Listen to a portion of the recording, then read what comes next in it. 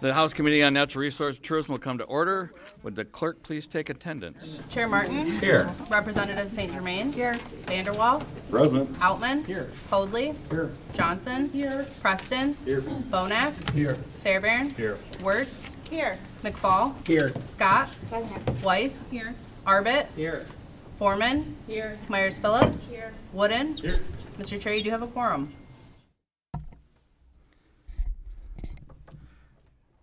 Representative Wirtz makes a motion to approve the minutes of our previous meeting. Minutes are approved by unanimous consent. We're now going to take up House Bill 4708, sponsored by Representative Vice Chair St. Germain. St. Germain will be joined by Nikki Poland, Executive Director for Michigan Boating Industry Association, and Amy Crouchman. She also here? She's on Zoom. On Zoom. I got it. Good. The Director of Boating Association.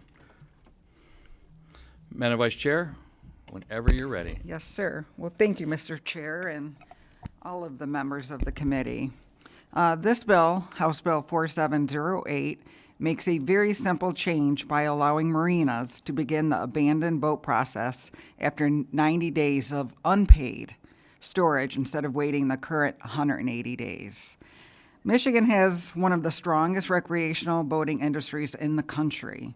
With the Great Lakes, thousands of inland lakes, and destinations like Lake St. Clair, boating is not just a hobby here, it's part of our culture and a major driver of tourism and small business activity. Marinas are the backbone of that industry. Michigan has roughly 1,500 marinas and boating facilities statewide, supporting one of the largest recreational boating markets in the nation. Marinas provide secure docking for recreational boats and offer services such as fueling, repairs, electricity, and winter storage. In many ways, marinas function much like a parking garage or a residential complex for boats, leasing dock space on a daily, monthly, or even annual basis. However, like any business, marinas sometimes face situations in which boats are abandoned or left behind with unpaid bills for storage, maintenance, or repairs. Lake St. Clair, for example, is home to some of the largest boat parties in the world, often referred to as the world's largest raft-off, including Jobbie Nooner. These boat parties draw thousands of boaters each summer. I know what you guys are all thinking, but but believe it or not, we have an issue. Marina operators are reporting a frustrating new trend. Groups of people or individual boaters are buying these boats, going out to the party or enjoying the summer, and literally just leaving the boat behind, whether it be in a boat well, somebody's dock, or even in a boatyard. This irresponsible buy and abandon cycle leaves local marinas to deal with the aftermath. When these boats are abandoned, they cause problems like pollution. Fuel, oil, battery acids can leak into the soil or water. Safety, drifting or sunken boats are dangerous for other boaters. The costs, marinas must pay for the legal fees and the physical removal themselves, which isn't cheap. However, some fail to take responsibility for costs associated with owning a boat, such as dock storage, winter storage, shrink wrap services, or repairs, and it should not be the responsibility of marinas to cover the cost and cleanup, nor should it become a burden to residents who have to deal with the blight in their community. That's a big issue, too.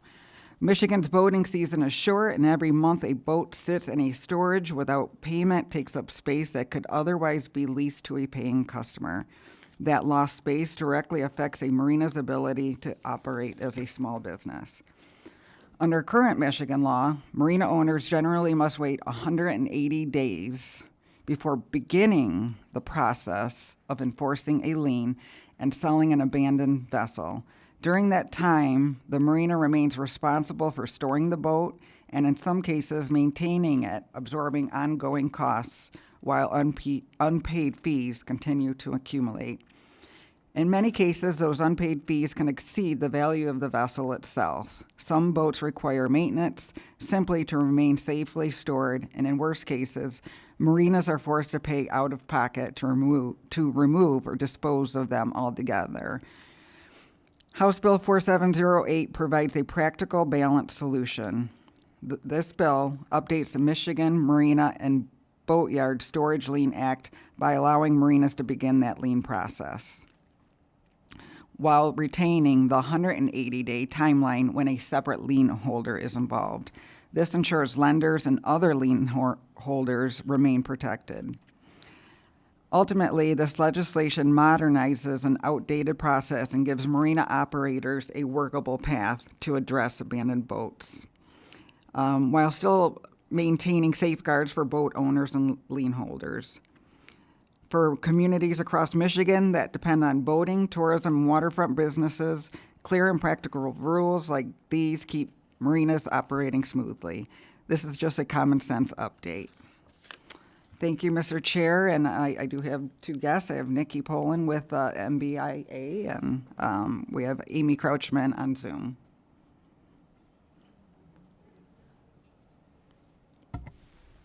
Vice Chair McFall, you had a... In your testimony, you mentioned 90 days, but everything I see says 60 Oh, did I days. say it wrong? Yeah, I just wanted to be clear. Because I think the Looking legislation at my says 60. testimony. Hold on one second. Okay. I'll I clarify. just for clarification. Yeah. Oh, I think I left it. Here's the bill. 60 days. Okay. My bad. Yep. Nope, that's fine. Thank you. Not allowed. Just wanted to make sure before I get. So I think if there's other technical things like that, we'll wait for if the stakeholders have a input for this further. Okay. Yeah, go ahead. thank you, Mr. Chairman and committee members, for the opportunity to be here to show support for this bill on behalf of the Michigan Boating Industries Association. And just to explain our association, we are a nonprofit statewide marine trade association representing more than 1,500 marine businesses and more than 4 million boaters across the state of Michigan. And we're here today to ask for this opportunity to streamline the process by which our members in all marinas can handle the abandoned vessels on their facilities, at their facilities. Amy Crouchman is our board chair, and she lives this world, so she has more of the stories, the details behind the problems with the current process, and we're going to let her talk to that as well. But again, this small change will greatly improve the process and help businesses maintain their property for their communities. So thank you. Amy, you want to add some comments? Sure. Can everybody hear me? Great. Thank you for the opportunity to speak today. Representative St. Germaine went through and listed all the details. So we're looking for that change of the 60 days from 180. Primarily, and I'm happy to answer any questions anyone has, or I can give part of my spiel, which is most marinas throughout the state run on 6-month contracts. So we're May 1st to November 1st is summer, and then November 1st to May 1st is winter. So when a boat is deficient, it's actually a mix between the two, but more often than not, they do use it for the summer and then just disappear. So the marina will pull the boat out of the water to protect the waterway. Obviously, we can't leave it in when it freezes. So we will bill that to the customer account. We will bill them for the winter storage. We will winterize the boat and shrink wrap it if it has any form of value to it, just to protect it. Because often we are left with the boat itself. So we have to then turn around and either try to sell the boat or dispose of it.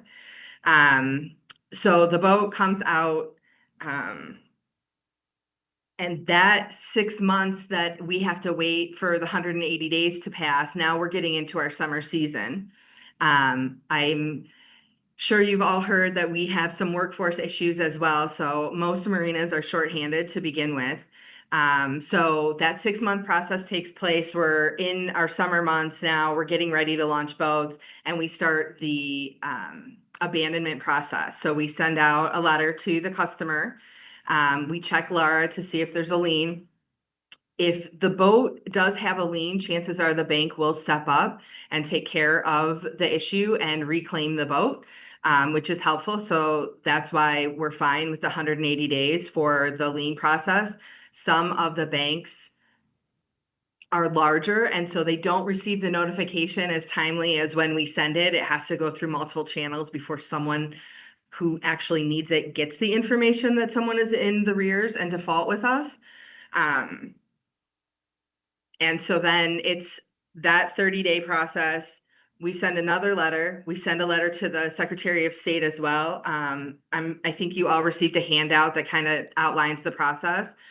Once we get that form back from the Secretary of State, we then have to list it in the paper. So all in, we're looking at about 8 months and 2 weeks total that we have the boat before we can do an auction. More often than not, it takes us longer than that, just due to the timing of when that 6 months happens. So were this change to take place at the 60-day mark, it would allow us to start the process much earlier and be ready for auction at that time. If it's a boat that doesn't pay winter, by the time we go to auction, it is winter. So now we're stuck with the boat for the rest of that season as well. Often we have to move the boat multiple times. So there's a lot of labor involved in the process.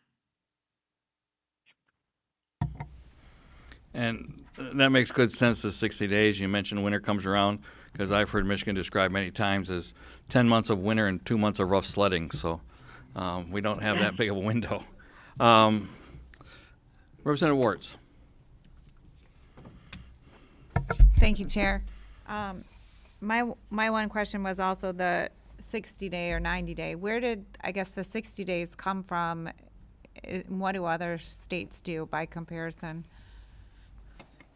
Actually, there's several states, and as it stands right now, 180 days is significantly more.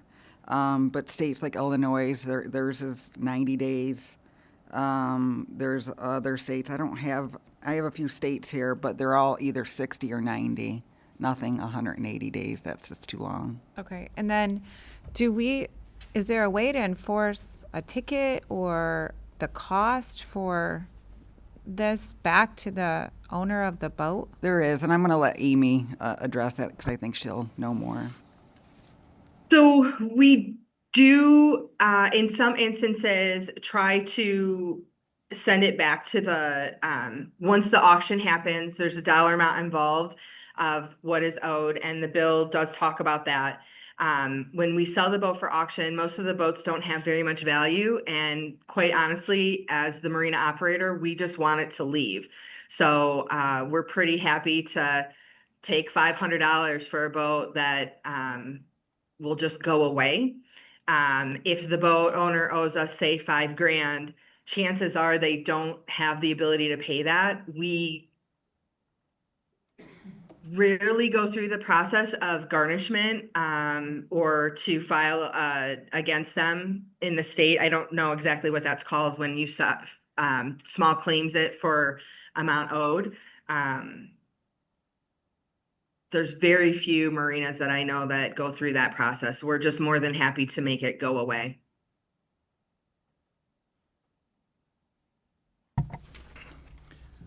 Representative Vanderwall. Thank you, Mr. Chair, and thank you for being here. Real quick, how does this compare to right now our tow facilities with automobiles? If I read, most areas are 10 to 30 days, and we've decided 60 on boating just because of the practice. But my question is, why wouldn't we tighten that window a little bit if somebody's been a bad actor in the past? I don't know if you want to answer that, Amy, or. I think we were just happy to get to 60 days. We didn't want to ask too much. 60 days is a realistic timeline for us to reach out to a customer. I mean, I have hundreds of stories of reaching out to a customer, calling, messaging, texting, the whole bit with no response. The minute they get that first demand letter that says we're taking the title to your boat, they miraculously appear out of the woodwork and pay their invoice. Representative St. Germaine mentioned that it's very similar to like an apartment complex or storage facility, and it is. And, a lot of us have 800 slips in the marina. So it's a big burden On us, I think, I do believe that Ohio has a very short timeline. I'm not quite sure how they handle it. 60 days was kind of an even number or a shorter number for us to accomplish what we want. And to your point, any other industry, if you look at automobiles or any other abandoned property, it's going to be addressed much sooner than that. And I'll just say, when I looked at other states, I didn't see anything less than 60 days unless I missed something, so. Representative Weiss.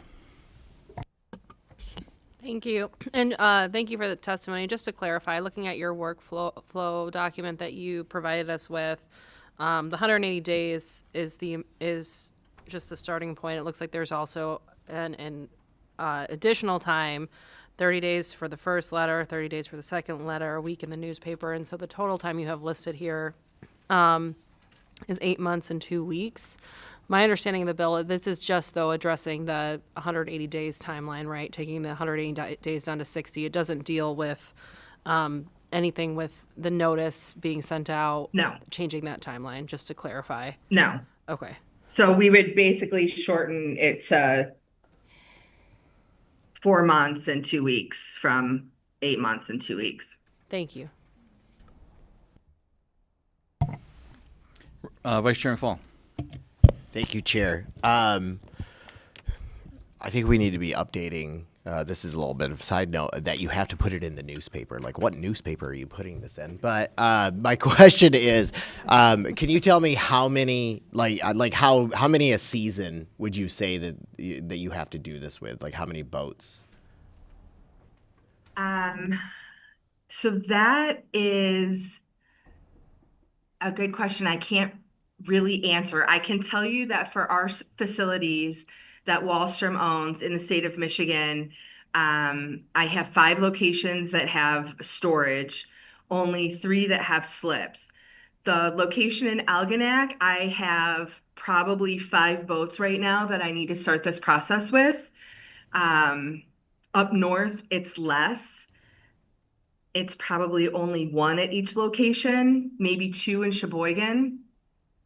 In my past experiences at other locations, I can tell you that at Jefferson Beach Marina in St. Clair Shores, at one point we took title to 27 boats and paid a contractor to come and remove the fuel tanks and motors from the boats and dispose of them. Overall, that incident cost us, not just for the contractor to come remove the boats and it go to a hazardous waste facility, it was over $7,000 to do that. So it really depends on the year. After COVID, we had a much stronger number, a much higher number of people who had just bought a boat on the side of the road and it ran and they put it in the water and off they went for the summer. And then they randomly disappeared. So and often they didn't transfer the name of the boat into their own name. So that makes for an interesting case where someone else still is listed as the legal owner. So there's a lot of, I don't want to say anger, but a lot of emotion involved when that person that sold the boat gets a demand letter from us saying that they technically still own the boat. And again, at that point, if we can get the title of it and just make it go away for a couple $100, we absorb the costs involved. Thank you. If you don't mind, I'd like to address that. As a state rep, I've been called out to a marina on the Clinton River in Harrison Township. Actually, I think it was Nathan's first boat ride on Lake St. Clair. So I had a constituent reach out and say, hey, I have 4 or 5 very old sailboats in my boatyard that have, I don't even know he didn't even know what to do with them. So it's not an easy process, even with the Secretary of State's office. It's just a mess. But it is an issue. Besides those, say, 4 sailboats that were abandoned, there was a houseboat on the Clinton River, half sunk, and they're forever. It's a mess because some of these boats you can't just throw them away, right? They actually have to be shredded, believe it or not. So they're quite a hazard. And then in St. Clair Shores, too, a couple of boats just dumped, probably after a good party, but. Representative Bohnak? Thank you. I just would like some clarification. When it comes down toward the end of the season and you still have, let's say, some abandoned boats, then you have to store these boats for the winter. Is that correct? And that's extra expense too. Yes. Yes. So we go in and make sure that the boat is winterized and taken care of. The windows are closed, the doors are closed. There's no crazy water in the bilges that will freeze. These boats primarily end up outside space. Inside space is a much more coveted area. In that same breath, though, if we have, I had a 46 sedan bridge Sea Ray that was, I think, 4 or 5 years old, probably worth $250,000.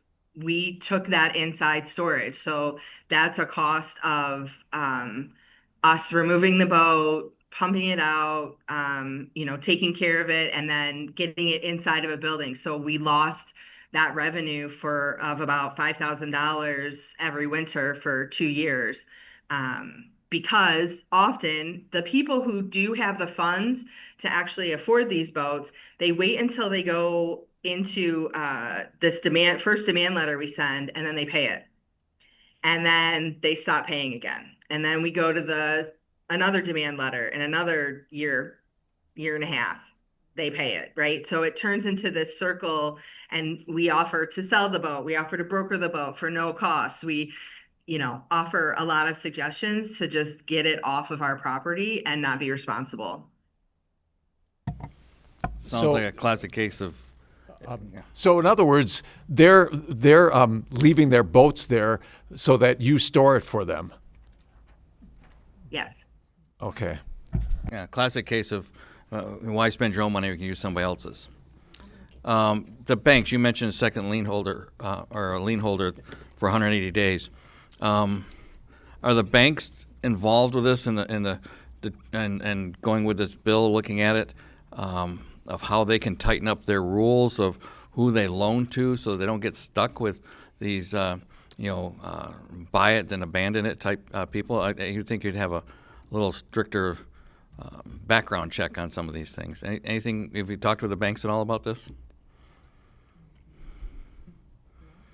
Yeah, I'm just curious because especially after COVID, everybody wanted, get out and so forth, and everybody's got an RV, everybody's got a boat, everybody's got this, that, and everything, and then they can't afford the insurance, they can't afford this, can't afford that, and they starts dropping off. So, okay. No further questions? Thank you very much. Thank you.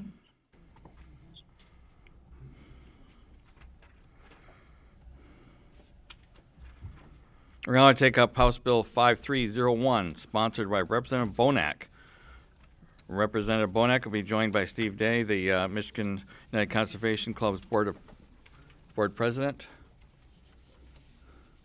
It's nice to have MUCC in the Natural Resource Committee.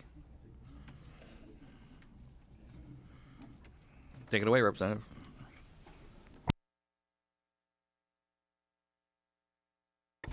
Thank you, Mr. Chair and members of the committee. House Bill 5301 would extend the time hunters are allowed to use artificial light while traveling to and from their hunting location from 1 hour to 2 hours before or after shooting hours. Here with me, I have Steve Dye from MUCC to give a little more insight on the bill. Thank you. Good afternoon, Chair and members of the committee. My name's Steve Dye, and I'm the president of Michigan United Conservation Clubs. We represent about 40,000 hunters, anglers, and trappers and conservationists in Michigan. I'm here to express support for this bill on behalf of our members. The legislation simply allows hunters additional time before daylight to use a flashlight while walking to their hunting location. It doesn't change any of the laws regarding spotlighting or poaching. Hunters should not be ticketed for using a flashlight for basic safety reasons. In early mornings, flashlights help hunters see hazards such as roots, rocks, fallen branches, holes, uneven ground, and fencing while walking through the woods. One story I would tell you that while I was out hunting one time, I stepped in a big hole, and I thought I was going to break my leg up towards the top. I had so much weight on my back at the time, which kind of ruined my day. Even experienced hunters know that the familiar trails look very different in the dark. A small flashlight or headlamp helps hunters stay on their path, avoiding getting turned around and reaching their blind safely. At MUCC, we are always working to make hunting safe and responsible as possible. Allowing the use of flashlights while heading to a hunting location before daylight supports that goal. And thank you. If you have any questions, I'll be glad to answer them.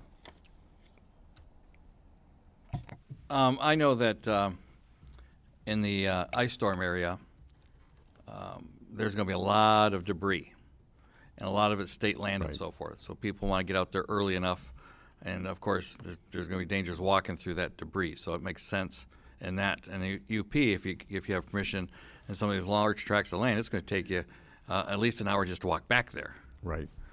So this makes sense to me. I got one question I was trying to see. Of course, it talks about spotlighting and shining and type stuff. Is there? I didn't see anything, or I don't have it in the analysis on lumen restrictions on the flashlight. I don't know if there are or not.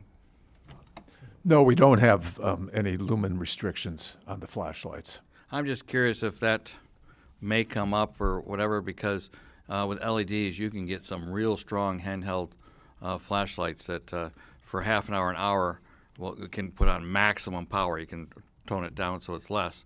But I think that would definitely prohibit even the attempt at shining or for deer if there was a lumen. I don't know if anybody discussed that restriction. It's just a question. In my experience, I worked for a park district, and we were always looking for poachers and that, and it was primarily at night or in the middle, early morning, like 2, 3 o'clock in the morning, that type of activity happened. It wasn't generally at 5 or 6 in the morning. Right. You know, a poacher doesn't want to get out there with somebody else that's going out there. Right. Because they'll be seen and reported, obviously. So, yeah, and my experience is not too long after sunset. But it'd be dark. Right. Representative Fairbairn. Thank you, Mr. Chairman. Thanks for bringing this legislation forward. I think this is a good piece of legislation. I think opening day, November 15th every year, I like to get into my blind very early, much earlier than an hour before sun up, and I think this will help folks navigate the woods a little better. I know it's quite dangerous when you're walking out there in the pitch black with your muck boots on and all of this. You can fall over. So appreciate that. Do you believe a lot of hunters will utilize this, and maybe a lot of hunters don't know that they're actually in violation of the law having their flashlight? I'll look around here, and I'll admit I use a flashlight to go out in the morning because I want to be able to find the trail. A lot of times the trails aren't that wide that you're walking out. I'll have little reflectors on a tree that I'm looking for to find my blind. So I broke the law. No, I know what you mean on reflectors. We do that in our swamp, so that's on private property. But yeah, I mean, we had storms go through, and even though I was out there checking latest scrapes and rubs or whatever in September, October, November, I don't know if there's something that fell down across the trails I normally walk. So and that's on my own land, which I know quite well. Any other questions? We do have one card to read in, not wishing to speak. Oh, 2 cards. I'm not wishing to speak. Chris Semerick from DNR, neutral. And not wishing to speak opposing the bill is B. Friedlander, Attorneys for Animals. Thank you very much.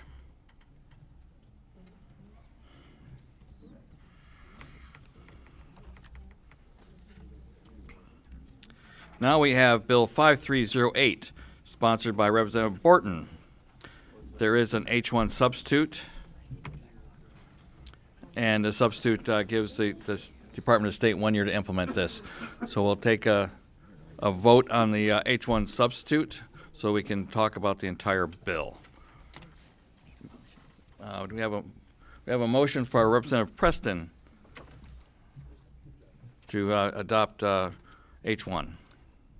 On the motion to adopt the substitute, Chair Martin? Yes. Representative St. Germain? Yes. Vanderwall? Yes. Outman? Yes. Hoadley? Yes.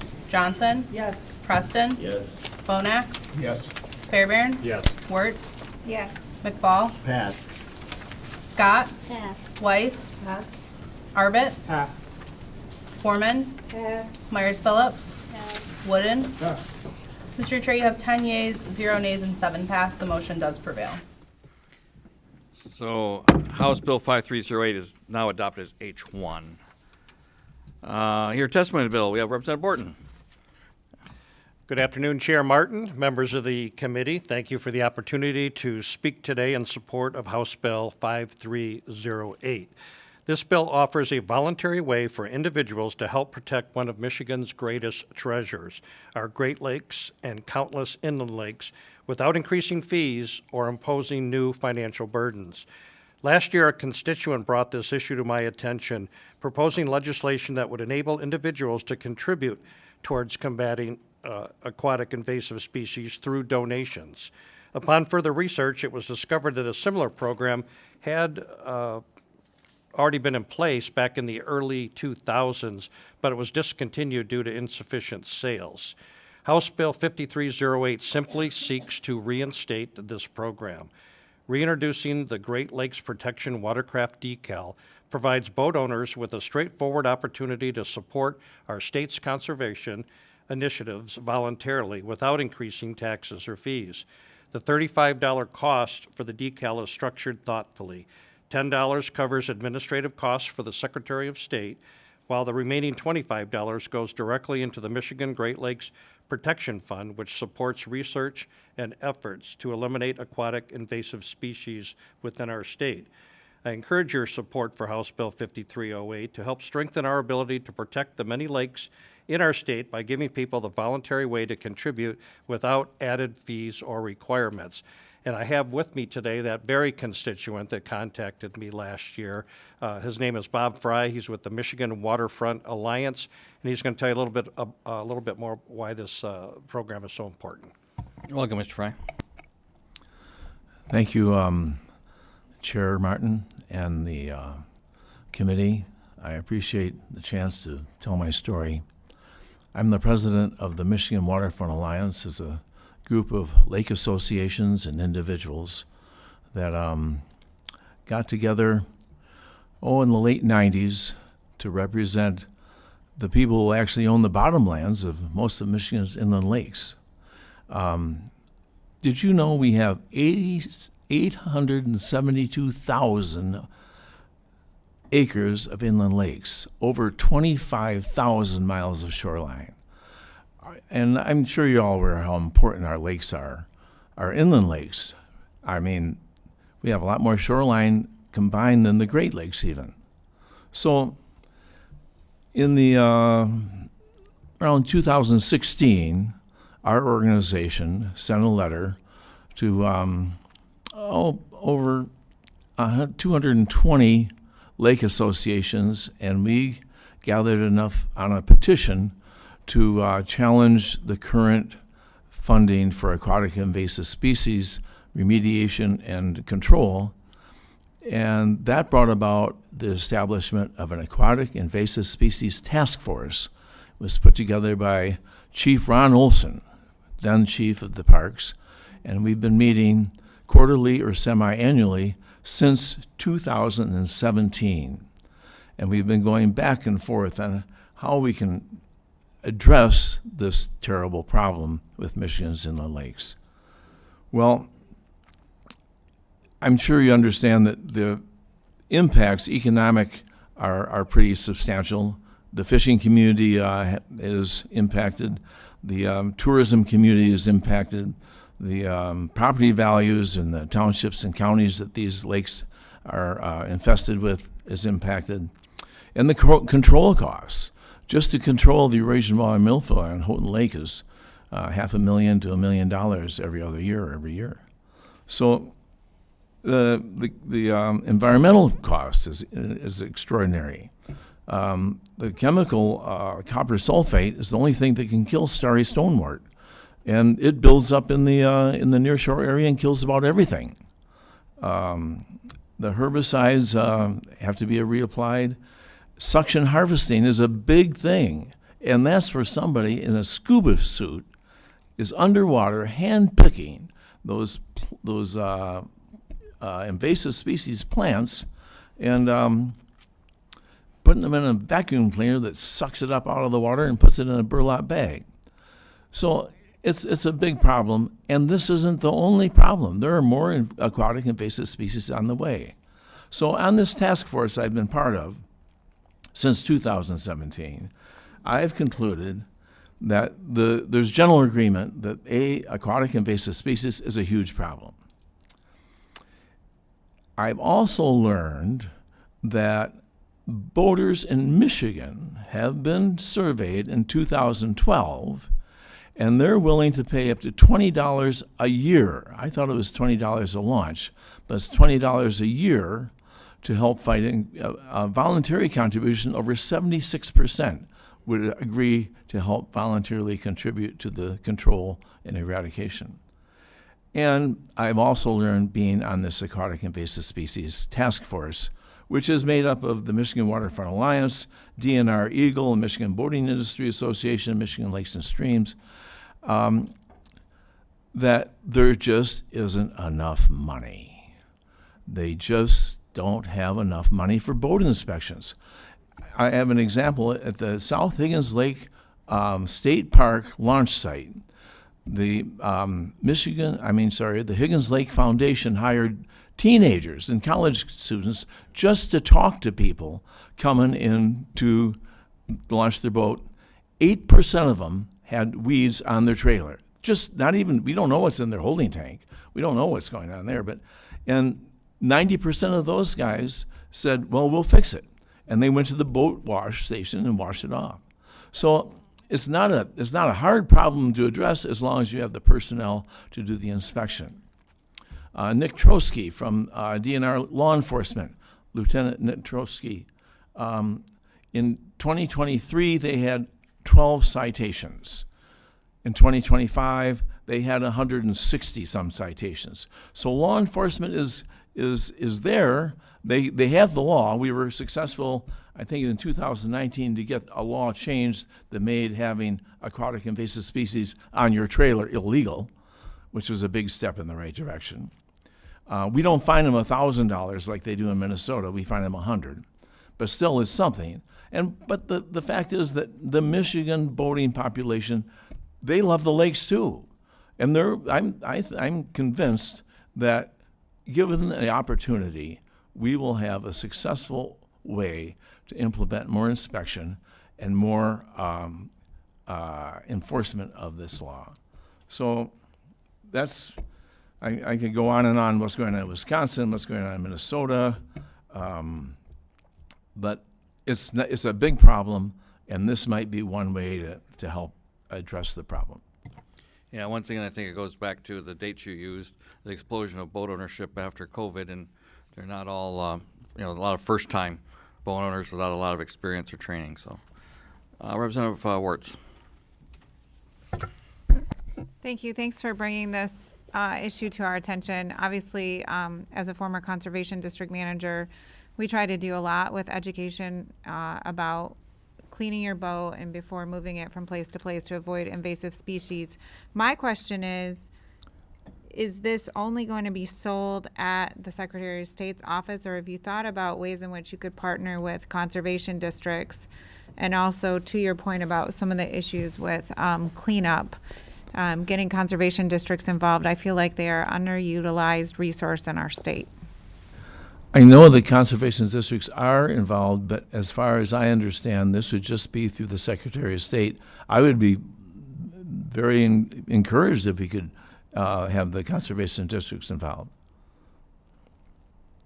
I think conservation districts would be a great place to sell decals and things and making those accessible along with licenses.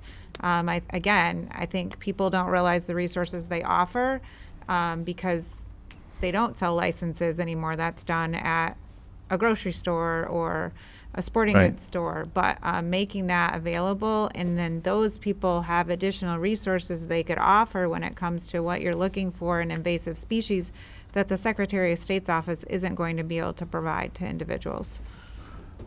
Exactly. I've got my notes. I'm gonna refer that you made that suggestion. Is that all right?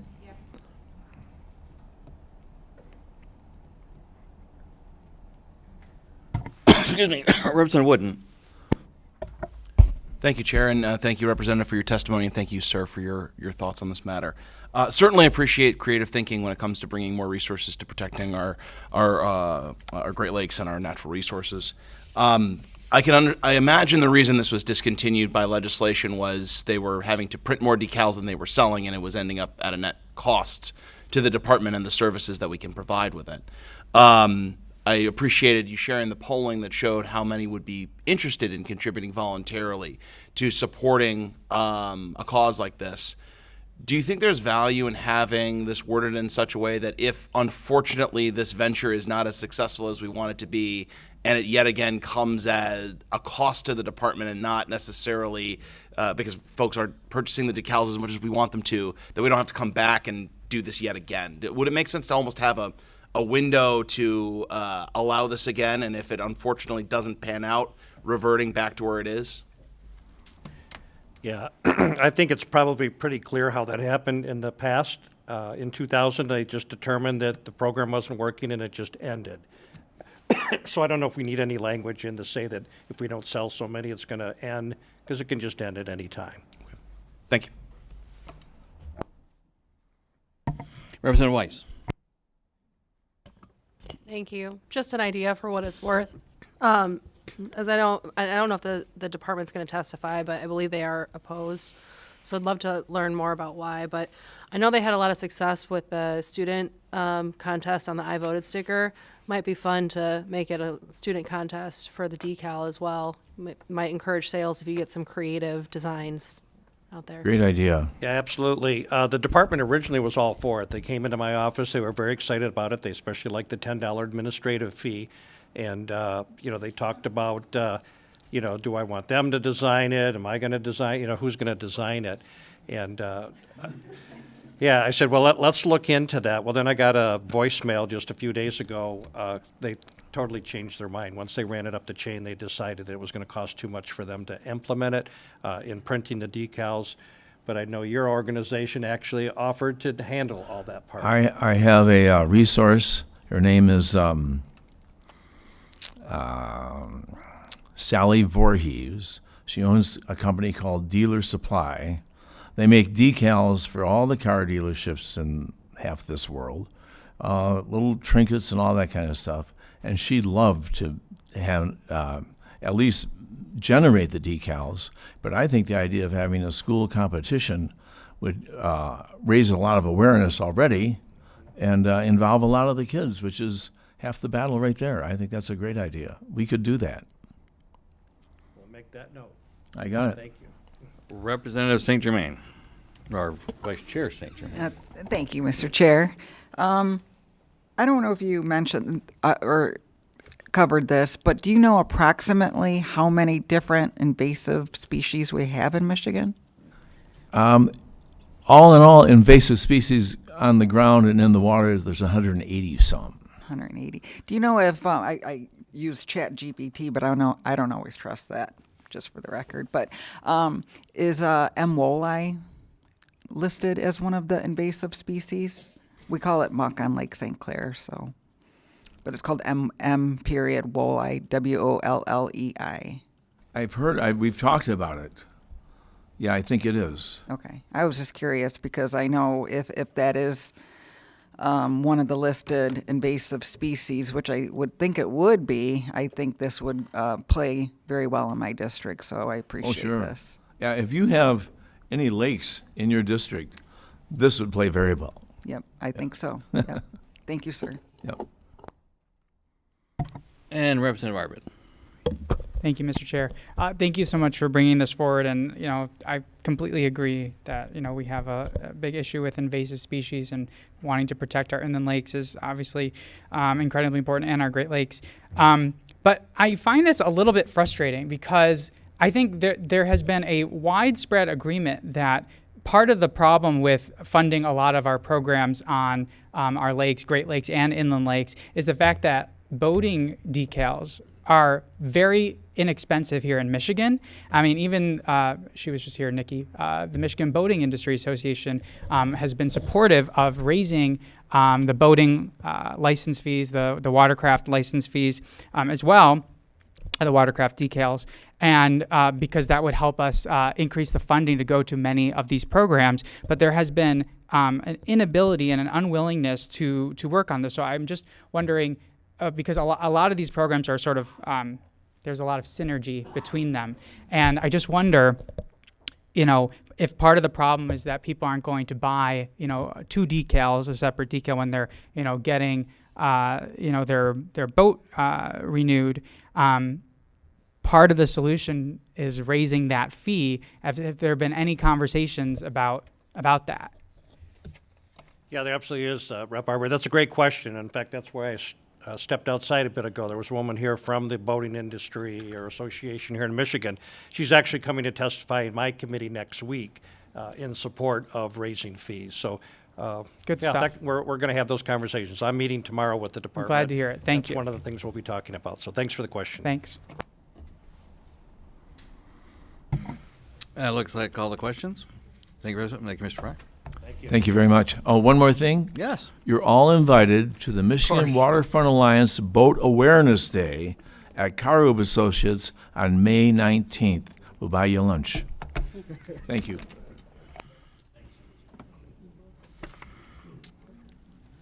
Not wishing to speak, opposing the bill, Nick Andery of Michigan Department of State.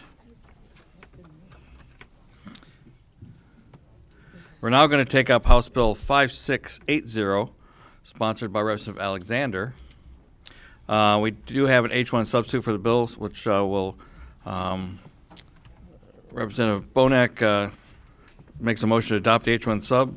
The clerk will take the roll. On the motion to adopt the substitute, Chair Martin? Yes. Representative St. Germain? Yes. Vanderwall? Yep. Outman? Yes. Hoadley? Yes. Johnson? Yes. Preston? Yes. Bohnak? Yes. Fairbairn? Yes. Wertz? Yes. McFall? Pass. Scott? Pass. Weiss? Yes. Arbit? Pass. Foreman? Pass. Myers Phillips? Wooden? Pass. Mr. Chair, you have 10 yeas, 0 nays, and 7 pass. The motion does prevail. House Bill 5680 is adopted as H1. So now we can talk about the entire bill. Representative Alexander, do you want to give an overview? This is mainly an administrative one. I got permission to run testimony and vote at the same time. Very, very rare to do so. But we did run it through because timing, not necessarily a timely matter, but it does save the DNR some money.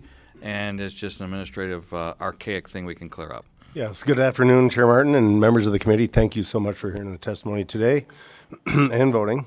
I'm here to present House Bill 5680, which is a very straightforward bill.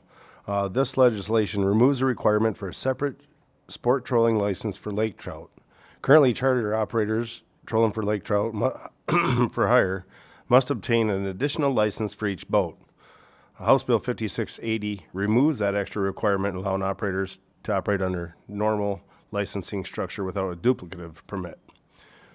This issue, as you might remember, I mentioned it on a previous bill for commercial fishing. However, it was in a different portion of the statute, so it was required a separate bill. So I'm doing that, fulfilling my obligation there. During that discussion, it was noted that this particular license requirement is largely unused, redundant, and unenforceable. The department indicated they had no concerns with removing it from the statute, and 5680 simply cleans up that language and removes unnecessary license from the books. The H1 that you just voted on, it was a clerical fix that House Fiscal Analysis picked up on after it was originally drafted. So thank you very much, and I'm happy to answer any questions. And we have the Chief of Fisheries, Randy Claremont, if you want to have any comments. Yes, just real briefly, and appreciate this, Chair Martin, committee. Very appreciative of the sponsor, Rep. Alexander, for introducing this bill. If you talk about reducing red tape, government rules and regulations, unnecessary licensing, and burden. This bill is the case in point. This license, the sport trolling license for hire for lake trout, was established decades ago and is obsolete. It was established following the collapse of lake trout stocks in the Great Lakes when invasive sea lampreys invaded. An effort was put in to try to restore lake trout populations. At the same time, there was discussions about allocating the fisheries between the state and tribal entities. During those discussions, the sport trolling license was added to the commercial fishing statute as a provision to try to track lake trout harvest for boats that are hired to go out to try to catch lake trout. So this license is obsolete because the 1985 consent decree that it's applied to is no longer in effect. It's been replaced by the 2000 Great Lakes consent decree and now the 2023 decree. The reporting under this license is also obsolete. There's a new system for licensing reporting charter boat captains. It adds confusion, cost between the user and administrative costs to us as Fish Division with no benefit. So appreciate your attention. Thank you.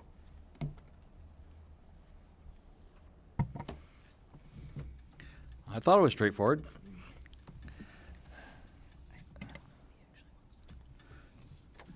So I've got one card here to read in then. Not wishing to speak, opposing the bill, B. Friedlander, attorneys for animals. But it does make sense to clean this up. You're talking 40 years ago. When you say just a couple decades ago, 40 years ago. So appreciate the heads up and glad to help here. Thank you.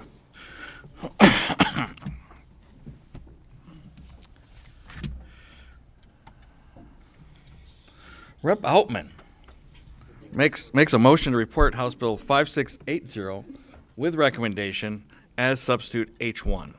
The clerk will take the roll. On the motion to report, Chair Martin? Yes. Representative St. Germain? Yes. Vanderwall? Yes. Outman? Yes. Hoadley? Yes. Johnson? Yes. Preston? Yes. Bohnak? Yes. Fairbairn? Yes. Wertz? Yes. McFall? Yes. Scott? Yes. Weiss? Yes. Arbit? Yes. Foreman? Yes. Myers Phillips? Wooden? Yes. Mr. Chair, you have 17 yeas, 0 nays, and 0 pass. The motion does prevail. House Bill 5680 is reported with recommendation at substitute H1. It appears we're all here. Seeing no further business, for planning purposes, we do not plan on meeting next month, so we'll reconvene after spring break. Or next week. Which technically is technically the same thing. It's 4 weeks away. So on the wonderful day, April 15th, we all look forward to. There being no further business for the committee will stand adjourned.